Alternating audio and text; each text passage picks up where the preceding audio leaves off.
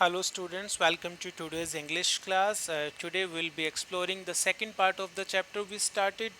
It is the black aeroplane. The first story was titled His First Flight, and this story is titled The Black Aeroplane. This is the story of a pilot who once flying a plane got caught in the middle of a storm. When he found everything was dismal, when he found that everything was dark in front of him, he was almost lost. He didn't have any silver lining in the cloud. He just felt that he would meet a drastic crash. Suddenly there happened a miracle, and some divine force, some mysterious force came into his rescue, and he came out of the storm, without any harm. He successfully negotiated that hurdle, so he landed safely. So, dear students, this also tells us that at the time of crisis, at the time of difficult situation, instead of coming into panic, we should stay calm and composed. We should apply all the tools in our kitty to help ourselves. Then God is definitely going to help us. As they say, God helps those who help themselves.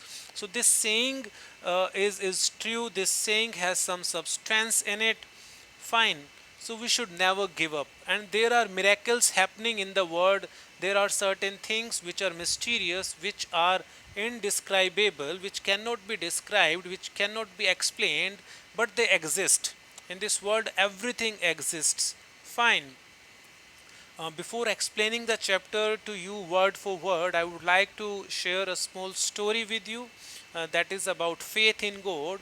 One day, a boy who was in the flight. So the flight was about to uh, meet a crash. It was quite a risky situation. The flight caught into a storm. All the passengers were in panic. They started making hue and cry. They started shouting in fear. They started trembling with fear. But that small boy who was in the flight, he kept on playing video game on his mobile. He was laughing all the way. He was smiling all the way. He was enjoying. He was not mindful about the fact that they were facing a difficult situation, and any moment their flight might get crashed. So one of the passengers got surprised at his approach of the boy. He went to the boy and asked him, "Are you stupid? Can't you see that we are just caught in a very dangerous situation? We all may die. The flight may get crashed." But the boy, smiled at the man, and he just told that he didn't have any fear. He had full trust in the pilot of the plane. He just told the person that the pilot of the plane was his father, so he trusted his father. His father would never let him die. So the person became quite surprised. He just got a lesson of life, that one should live one's life like the boy who was traveling in a plane, and the plane was being flown by his father, and the boy kept on laughing all the way at the time of storm, because he had faith in his father.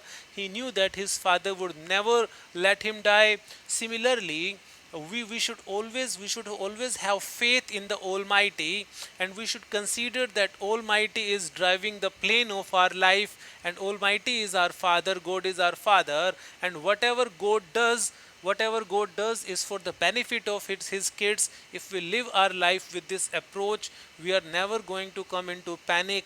We'll laugh out all the difficult circumstances of the life. We'll keep smiling at the hands of the crisis.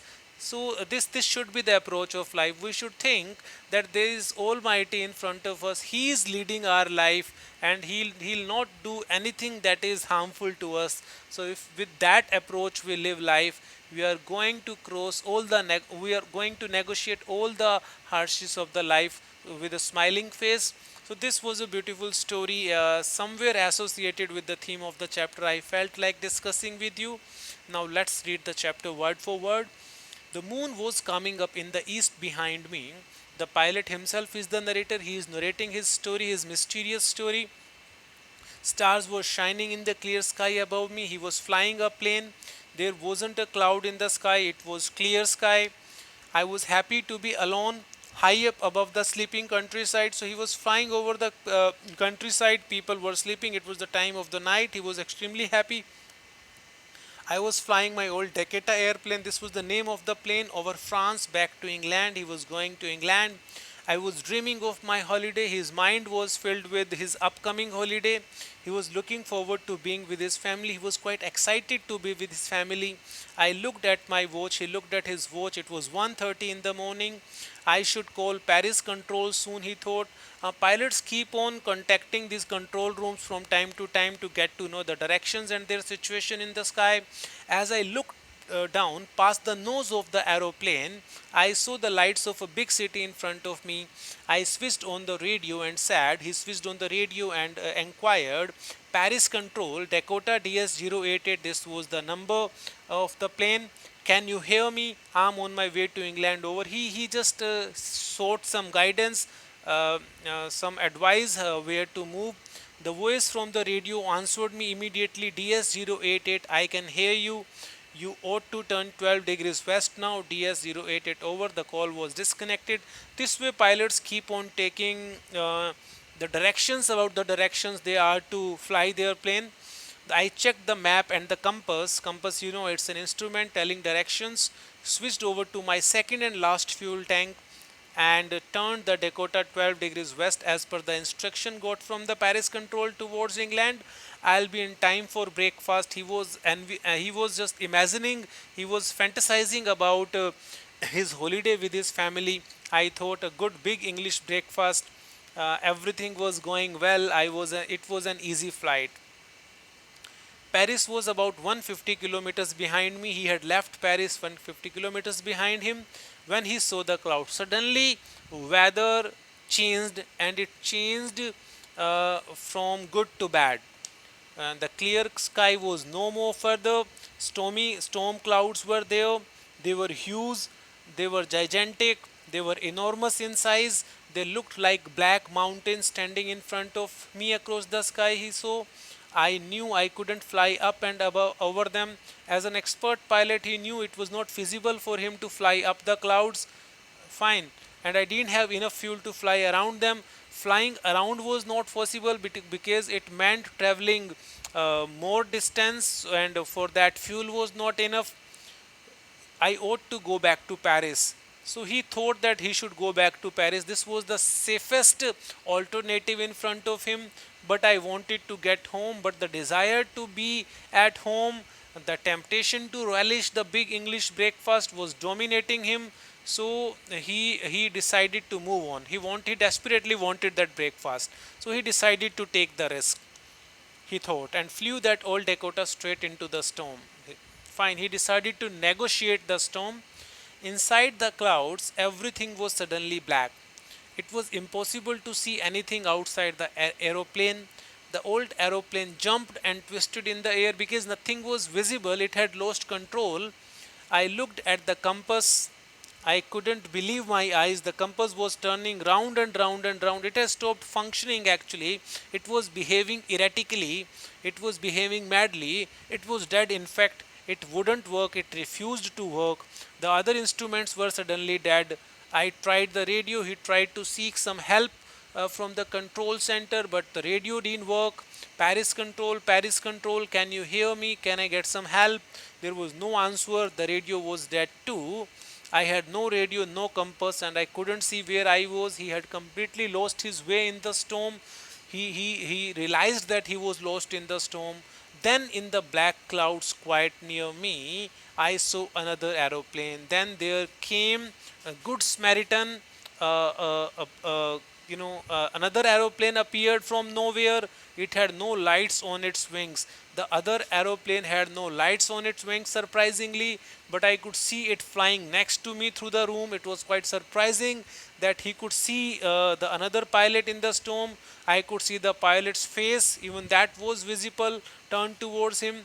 I was very glad to see other person. It came as a light at the dark end of the tunnel. I would like to teach you an idiom here. Light at the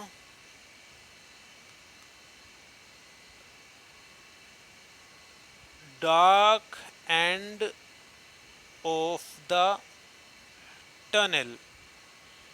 It means a ray of hope in a desperate situation. When you find yourself completely trapped, then there comes a ray of hope that alives that arises your hope. So that is light at the dark end of the tunnel. And there is another I would like to type: a silver lining in the dark cloud. A silver lining in the dark clouds. So the appearance of the another aeroplane in the storm was a silver lining in the dark clouds for the pilot. Fine, it was a ray of hope for his safety, for his safe landing. Let's see. I could see the pilot's face turned towards me. I was very glad to see another person. He lifted one hand and waved. The another pilot lifted his hand and waved towards the pilot, towards the narrator. Follow me, he was saying, follow me. He was guiding him towards the direction they were supposed to fly. He knows that I am lost. I thought he is trying to help me. He got an idea that the another pilot was trying to help him. He turned his aeroplane slowly to the north in front of my Dakota so that it would be easier for me to follow him. So he was acting as a lighthouse for me. I was very happy to go behind the strange aeroplane like an obedient child, since I had no idea of where to fly, which direction to fly in. So I was just following the another pilot as an obedient child. I could sense that he was trying to help me. He was a good Samaritan. There is a word in English, a good Samaritan. It means a person who offers you help at the time of difficulty, and who is quite noble, fine, and charitable, a good Samaritan. Fine, so I would like you to add this word in your vocabulary when you watch the video. You just note down all these expressions in your notebook. Fine. After half an hour, the strange black aeroplane was still there in front of me in the clouds. He kept on following him for half an hour. Now there was only fuel enough in the old Dakota's last tank to fly for 5 to 10 minutes more. He realized that his fuel was enough only to fly for 5 to 10 minutes more. I was starting to feel frightened again. The feeling of fright again started coming into his mind, creeping into his mind. But then he started to go down. The another pilot started going down. I followed through the storm. Suddenly I came out of the clouds and saw two straight lines of lights in front of me. That was an airport. It was a runway, an airport. I was safe. I turned to look for my friend in the black aeroplane, but the sky was empty. Miraculously, he couldn't find any airplane behind him. There was nothing there. The black aeroplane was gone. It had appeared from nowhere. It disappeared to nowhere. I couldn't see it anywhere. I landed and was not sorry to walk away from Old Dakota near the control tower. I didn't mind going to the walk away to the control tower. I went there. Fine. I didn't mind it. After landing, I went and asked the woman in the control center where I was. I inquired about my exact location, and I also asked her who the other pilot was. I wanted to express my gratitude towards him. She looked at me very strangely. My query that who the other pilot was made her stunned, made her surprised. She felt as if I was talking nonsense. She looked at me very strangely and then laughed rather. Another aeroplane up there in this storm? Have you gone crazy? No other aeroplanes were flying tonight. Yours was the only one I could see on the radar. Radar is a piece of screen on which the people inside the control center find out which aeroplanes are flying in the sky, in the surroundings. So who helped me? to arrive there safely without a compass or a radio. This was the question, this was the mystery. And without any more fuel in my tanks, he asked, who was the pilot on the strange black aeroplane flying in the storm without lights. See, so this was a mystery. This was a mystery that remained unsolved by the pilot, and it is unsolved for us. We can just make guesses. We can just make surmises. We can just make conjectures about these things, whether there was another aeroplane or not. But the statement of the lady in the control tower proves that there was no another aeroplane. It might have been the illusion, it might have been the hallucination of the author, that he could see another aeroplane. It might be some godly power, whatever it was. This is left to us to ponder over, students. So this was the second part of the chapter, two stories about flying. The first we read about the young seagull, and second was the story about a pilot who underwent a very mysterious experience which cannot be described in words. It's quite difficult to prove that. Only the person who has gone through such a mysterious experiences knows what exactly it was. It's quite difficult for the others to believe it. So it happens sometimes in life, so many mysteries take place. There is a scope of mysteries taking place in this practical world which is filled with logic. But sometimes when divine dictate prevails, all the logics fail. So this was the theme, this was the story. I hope you understood it. Thank you very much for being there.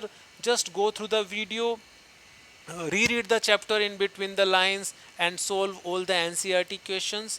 Thanks a lot. Take a good care of